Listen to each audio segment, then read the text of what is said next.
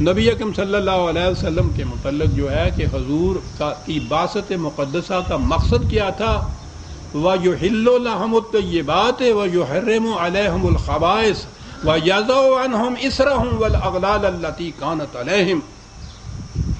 وہ رزق حرام کو ختم کر دے گا، رزق حلال کو عام کرے گا، اور اس طرح سے انسانوں نے دوسرے انسانوں کو جن زنجیروں میں جکڑا ہوا ہے ان زنجیروں کو توڑ دے گا۔ انہوں نے جو ان کے سروں کے اوپر سلیں رکھی ہوئی ہیں ان سلوں کو اتار کے پھینک دے گا، اور سارے انسان اس کے حضور میں یکساں سر اٹھا کر چلنے کے قابل ہو جائیں گے۔ آپ نے دیکھا قرآن کریم نے جو خدا کی طرف سے یا اس کے نظام کی روح سے رزق ملتا ہے اسے رزق کریم کہا ہے۔ کیا بات ہے قرآن کی! وہ رزق جس میں عزت محفوظ رہے، یعنی خصوصیت رزق حلال کی یہ بتائی انسان۔ نبی اکرم صلی اللہ علیہ وسلم نے یہی نظام قائم کیا۔ میں نے عرض کیا ہے نا کہ جس طرح سے وہ اناجیل وغیرہ میں کہیں کہیں وہ چیزیں باقی رہ گئی، ٹکڑے ہیں، ہمارے ہاں کی حدیث اور ہمارے ہاں کی تاریخ میں بھی یہ چیزیں مل جاتی ہیں۔ میں نے نبی اکرم صلی اللہ علیہ وسلم کی سیرت طیبہ مرتب کی اسی طرح سے معراج انسان، اور اسلام اپنی مکمل عملی شکل میں حضرت عمر رضی اللہ تعالیٰ عنہ کے یاد میں مجوّع ہوا۔ میں نے جو شاہکار رسالت لکھی ہے اس میں جو معیشت کا یا معاشی باب ہے اس میں قرآن کریم کی روح سے بتایا گیا ہے کہ اس زمانے میں وہ معاشی نظام کیا تھا۔ رسول کے بعد، ہر رسول کے بعد یہ ہوتا رہا کہ اس کے نام لیواؤں نے، اس کے بعد کے آنے والی امت نے اس کے نظام میں تحریف کی، اس کی جگہ انسانوں کا نظام قائم کیا۔ اس نظام میں یہ مذہبی پیشوائیت کیا کرتی ہے؟ قرآن نے خود یہودیوں کا، بنی اسرائیل کا ایک واقعہ لکھا ہے۔ کہا ہے کہ ان کی کیفیت یہ تھی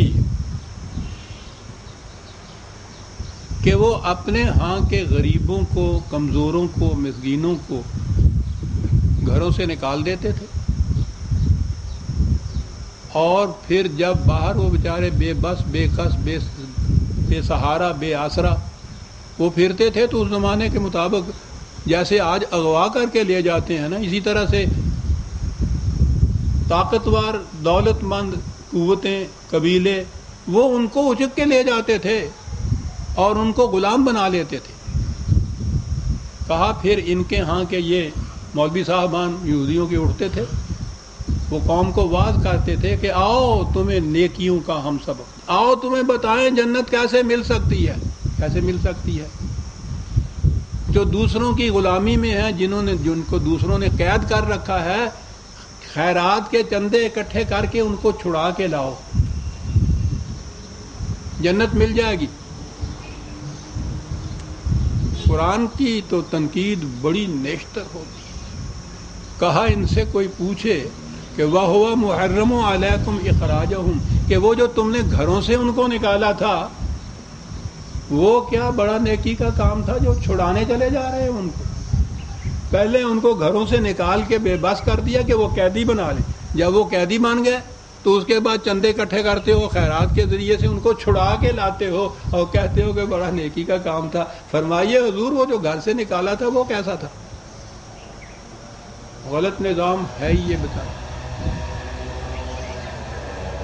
محنت کش کی مزدور، محنت کی گاڑے پسینے کی کمائی کو سرمایہ دار نچوڑ کے لے جاتا ہے اور اس کے بعد پھر اسے خیرات کے چندے اور ٹکڑے دیتا ہے۔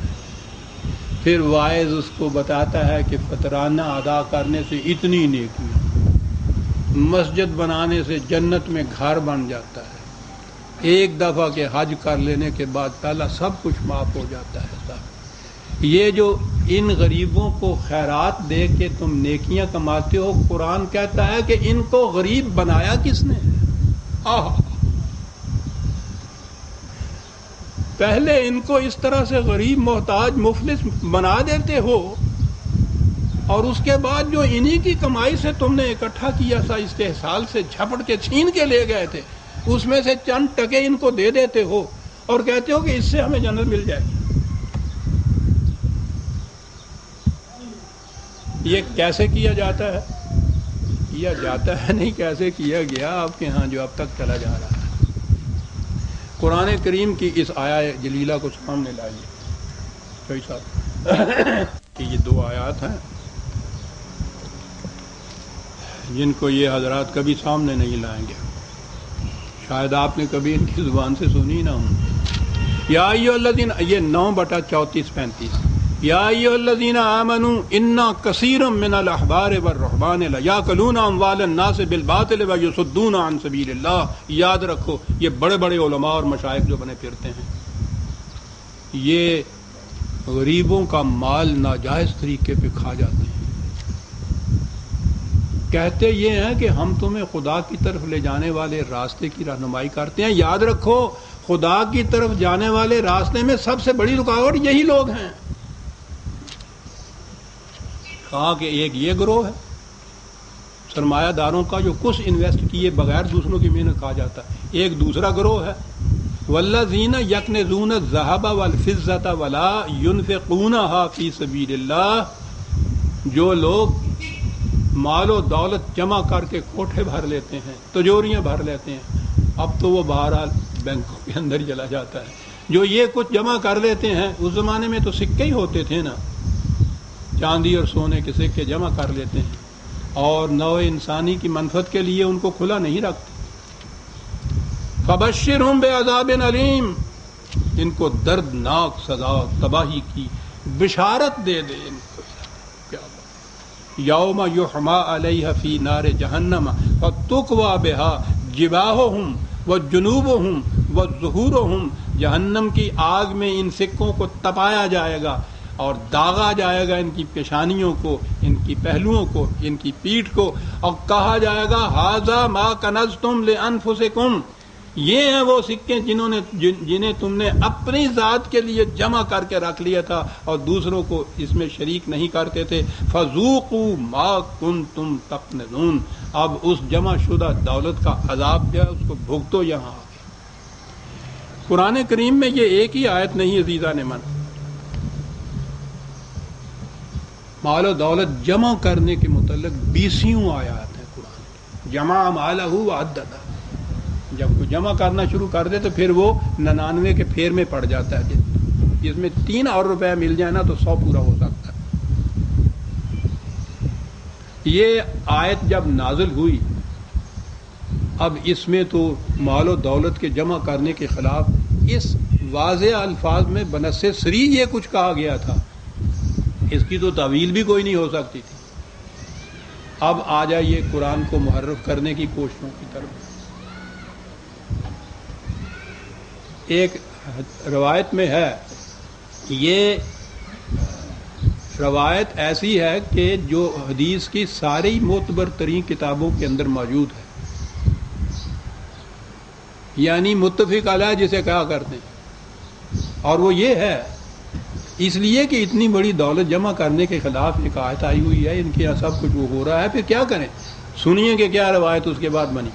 حضرت ابن عباس رضی اللہ تعالیٰ عنہ کہتے ہیں کہ جب یہ آیت نازل ہوئی تو مسلمانوں پر اس کا خاص اثر ہوا. انہوں نے اس حکم کو گراں خیال کیا. وہ 22 خاندان تھے نا کٹھے ہوئے، گراں خیال کیا. ابھی میں عرض کرتا ہوں عزیزان من، پوچھو نہیں جگر پہ کیا گزرتی ہے. گراں خیال کی، یعنی یہ صحابہ ہیں جن کے متعلق خدا کہتا ہے رضی اللہ عنہم ورضوا عنہ، مومن حقہ ہیں. خدا کی طرف سے ایک حکم نازل ہوتا ہے، رسول اس کو کنوے کرتا ہے، ان پہ گراں گزرتا ہے. صحابہ گراں گزرا. کہا کیا کیا جائے. اب ان میں سے جو ان کے سب سے بڑے نمائندہ تھے، جن کے خلافت کے زمانے میں بھی تہبند میں 12 وہ پیوند لگے ہوئے تھے، انہوں نے کہا حضرت عمر نے کہ کوئی بات گھبرانے کی نہیں ہے، میں اس کا حل تلاش کرتا ہوں، میں حضور کے پاس جاتا ہوں، میں تمہاری اس فکر